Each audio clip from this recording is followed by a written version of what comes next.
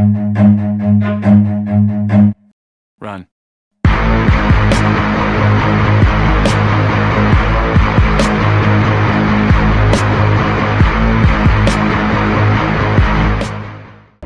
Well, hello everybody and welcome to On The Run, and yes, we are here at the CDC Gaming booth number, what booth number is it? 5931. Thank you, Grace, 5931, but that's useless to you because by the time you watch this video, G2E Asia will be over. We're shooting this on day 2 of G2E, and of course I'm here with Managing Editor of Inside Asian Gaming, Ben Blaschke. How you doing, Ben? I'm good, Andrew. Great to be here in Vegas. It's very exciting, and the news is out that we are merging with CDC Gaming. So the business behind us, the logos you see behind us, will be a sister company of IAG, hopefully by January 1. That's right, and we've been spending a lot of time with the CDC team this week with Corey and the team, and it's been great to see them again after a little while. And obviously with the big news coming out, we've had many people coming up to talk to all of us really about it this week.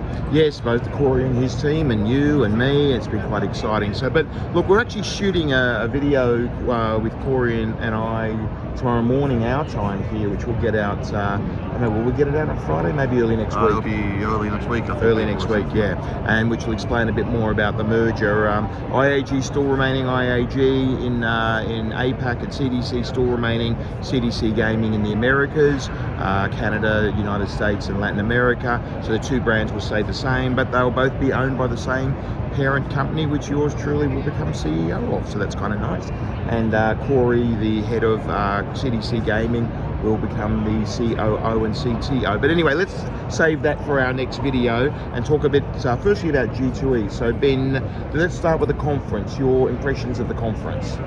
Look, it's been very US focused, so for us we've sort of been quite selective in the sessions that we've seen, but there's been some pretty impressive speakers, that's for sure. We had Bill Hornbuckle from MGM Resorts yesterday as one of the lead speakers. I know we've had Derek Stevens from Circa, we've had key executives from companies. I think Tom Reeg was in yesterday too from Caesars. Oh, I missed that. I would have liked to have seen that. Also, we had people from Entain and all the online companies, DraftKings, all these guys are here. So quite a high-powered lineup of people. Of course, here they're talking about everything from sports betting to land-based gaming to iCasino to tribal gaming. So quite a diverse range of topics. Actually, I went to a quiet little session which was really interesting about women in gaming, but it was specifically slanted towards, I think it was called Our Male Allies. So it was actually a female moderator, but 3 men on the stage, 3 very high-powered men on the stage. Matt Wilson, the CEO of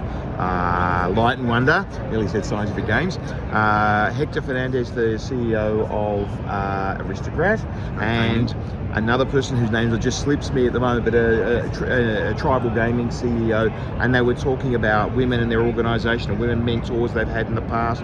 I was one of the few men in the audience. The audience was pretty much women, but that was actually a really interesting session. And of course you had more high-powered sessions, less specialised sessions. As you say, I think Bill Hornbuckle was very good. We've run into Gavin Isaacs here, the CEO of Entain. Many of you will remember him as the CEO or chairman, I think, of Scientific Games, wasn't it? Back then. Yeah. So it's been great, and I don't know about you. Well, it's your first G2E, actually, isn't it? G2E in the US since the pandemic. Since the pandemic, it is. Yes. Yeah. It's my second. I came last year, and Ben's come this year on the strength of me saying it was a good show last year, and I think next year we'll bring Jason as well. I think we'll have 3 of us here from IAG, and of course the CDC has a much larger team because they're from the Americas, and it'll be vice versa in Asia.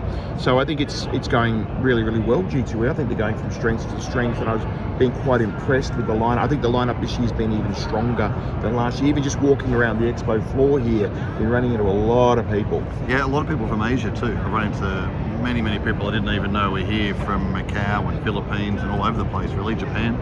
So that's been quite good as well. Yeah, I think last year I think I mentioned to you by halfway through day 1, I'd run into more people than I ran into in the entire show last the last year, and as I've been walking from one end of the show to the other, it's been like an Asian show. You can't get from one end of the floor to the other because you keep on bumping into people that you know and having conversation. Just had a chat with Paul Spears Hernandez there a moment ago. It's been absolutely fantastic. What about the networking sessions, Ben?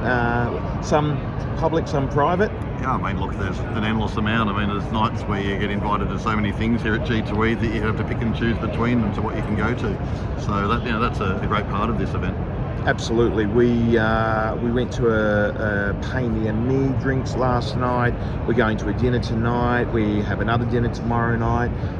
There was 2 parties last night after the drinks. So there's a hell of a lot of networking on, and just great for the industry, really. We've talked a little bit about the merger. We'll save that till the next story. What else can we talk? Oh, you did the Monday night, the WDTS race. Tell us all about that. That sounds like fun. Yeah, Walker Digital Table Systems invited us along to something a little bit different for a networking event, which was at the Supercars track here. So we got there were about 40 of us, I guess, 40 people there. A lot of Macau folk, some familiar names. There as well, and we got to choose, I think there were 6 cars to choose from, 2 Porsche, 2 Lamborghini, 2 Ferrari. Wow. Take it out on the track and go as hard as you can. So that's exactly what we did. I chose the Ferrari. It was a bit of a dream to drive one of them. Had a great time. Did you have to pay an insurance premium? No, actually, I think Walker Digital looked after us in that respect. Okay. I think they trusted us pretty well because the track had a lot of safety features, so we were pretty okay. Don't know if I would have trusted you with a Ferrari, but anyway. No, I wouldn't have, but I didn't crash, so that's not important. Weren't you driving a McLaren around a few years ago, around Sydney? Yeah, I'd like to say it was mine, but it wasn't. Anyway, let's move on. So and another great thing that we did here, Ian Hughes from GLI, many of you will know, he's a private pilot, a good friend of mine, and we actually went flying. Ben and I went flying with him on the Friday and the Saturday before G2E. It was absolutely fantastic 2 nights, wasn't it? Absolutely brilliant. Flew from North Las Vegas Airport, where Ian stores his plane, down to Santa Monica ultimately. Drinks and dinner in Santa Monica. We all stayed the night that night. Breakfast in Beverly Hills. Walked up to Rodeo Drive, had a bit of a look around there at how the other half lives. Then we flew down Speak for yourself. Well, you've got to pay me more, Andrew, so I can shop on Rodeo Drive. Yeah, there you go. Flew down to Thermal, which is in Palm Springs, to refuel. Literally park and stop and refuel and take off again.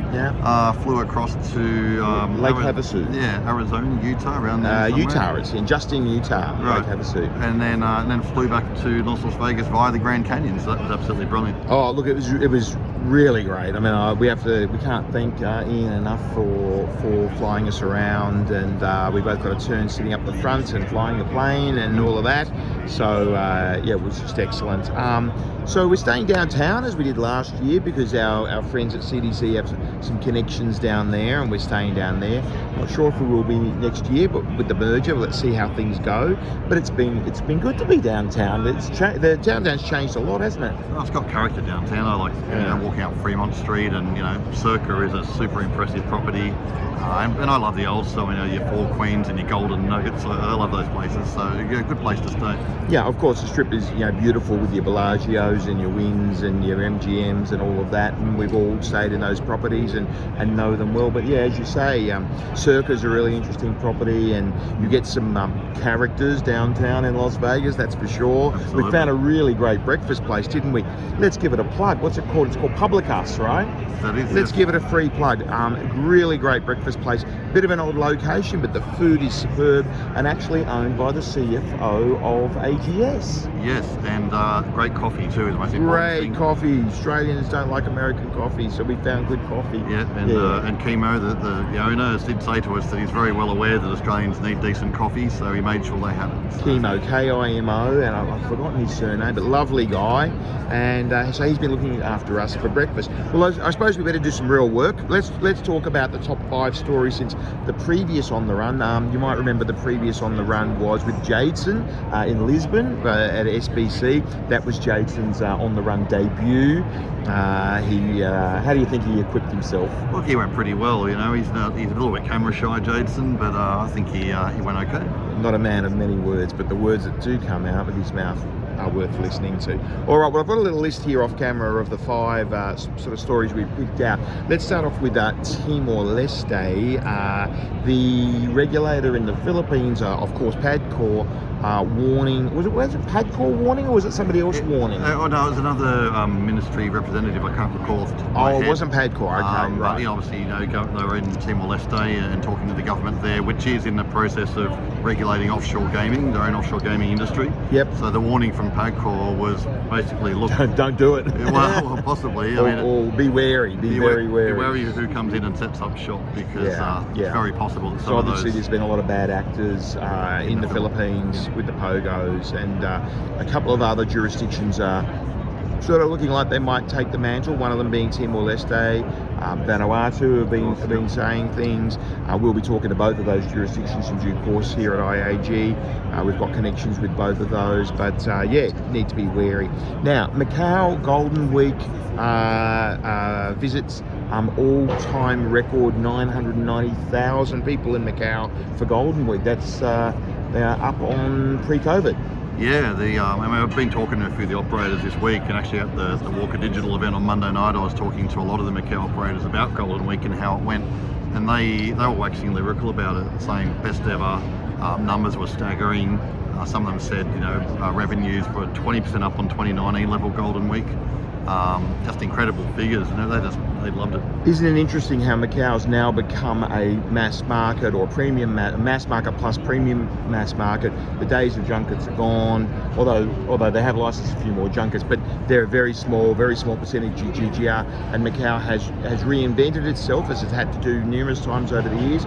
It's reinvented itself into more of even an Australian or a US type of mass market, and it's thriving. And of course, no junket commissions to pay, or very little junket commissions to pay, even though the GGR might not be quite what it was. Profitability is pretty much back to 100%, isn't it? Yeah, that's right. I think it's a better operating environment long term for all of the operators, and we're seeing as people come back into Macau, and we've heard how the premium mass rooms have been very busy as well. That's just great news for all of the operators, really. And none of the metagame type issues around junkets that you might have. Let's leave it at that.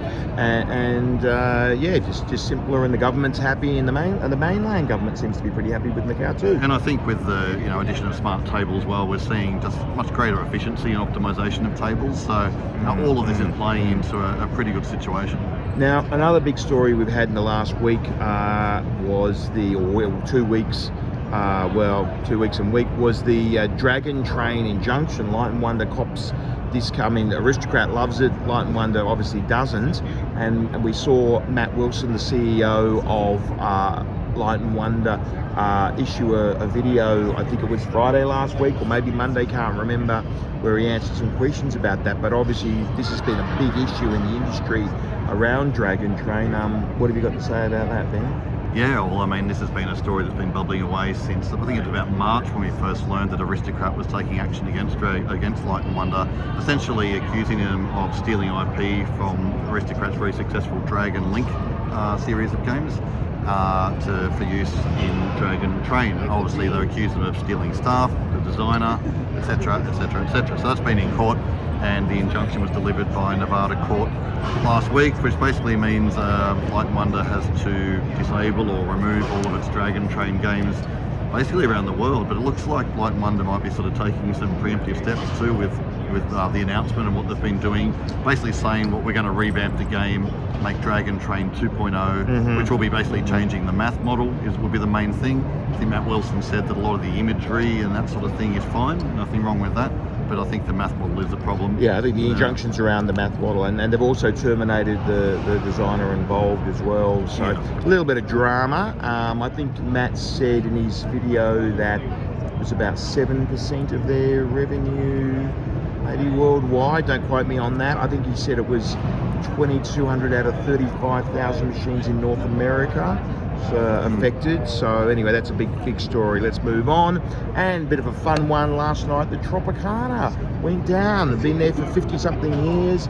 Big implosion last night, or this morning technically, at our time in Vegas, 2:30 a.m. The Tropicana is no more. Yeah, big news here in Vegas. I actually woke up around 2:30 a.m. I wonder if I subconsciously heard the implosion at the other end of the strip. Maybe it was you that mentally pushed the button. I did it. But the video is really fascinating to watch. It's an implosion, a fascinating thing. So, look, it was opened in 1957, home of the Rat Pack Club hanging out there and celebrities, and it was one of the places to be seen back in the day. 57, so 43, 63, 67. I'll say not 50 plus, 67 plus. Wow. So yeah, been there for as long as I've been coming to Vegas, that's for sure. And they redid it quite some time ago, made it a lot more white. And that was a Bally property, and they're going to put a baseball stadium there. I understand. Yeah, the Oakland A's are relocating. Actually, I think they're moving out of Oakland at the end of this season. They're spending 3 years in Sacramento, I believe, and then they're moving to Vegas once the stadium's built in 2028.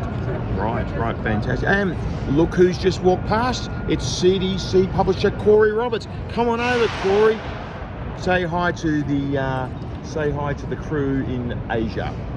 Hello, Corey Roberts with CDC Gaming here. We're just wrapping up the second day, and so formal, Corey.